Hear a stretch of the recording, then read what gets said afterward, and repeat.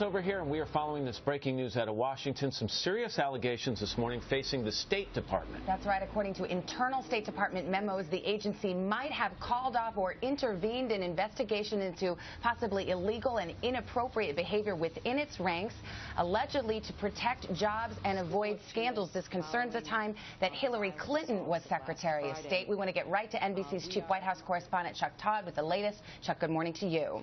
Good morning, Savannah. You know, there's an old saying in Washington that the cover-up is worse than the crime. But in this case, both parts of it are disturbing. Allegations of prostitution and pedophilia, and allegations that those crimes were somehow covered up or not looked into. So the State Department this morning is having to respond to those claims and those investigations of misconduct by State Department officials, including by an ambassador and security agents attached to then Secretary of State Hillary Clinton. And the allegations are that these investigations were whitewashed, quashed altogether, and that those orders came from high up.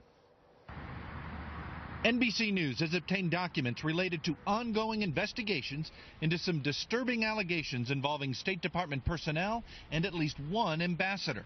A State Department memo says the ambassador, quote, routinely ditched his protective security detail in order to solicit sexual favors from both prostitutes and minor children. The memo also says a top State Department official directed department investigators to, quote, cease the investigation into the ambassador's conduct.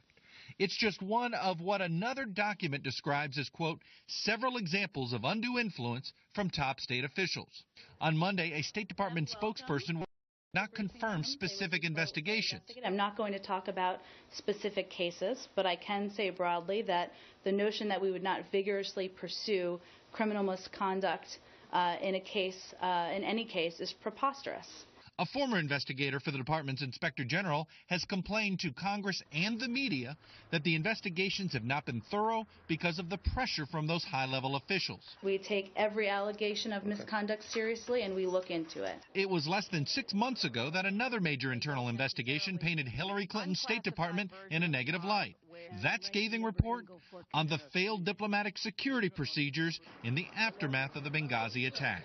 What difference at this point does it make? It is our job to figure out what happened and do everything we can. As we noted, the whistleblower in this case, a member of the Inspector General investigative team at the State Department, she's gone to Congress demanding an investigation, and it's our understanding Congressman Ed Royce, the leading Republican in House Foreign Relations, says he does plan on having an investigation, and no doubt hearings are probably going to come soon as well, Savannah. But Chuck, where are we on this? Is at this point just allegations from one whistleblower? Have they been substantiated in any way?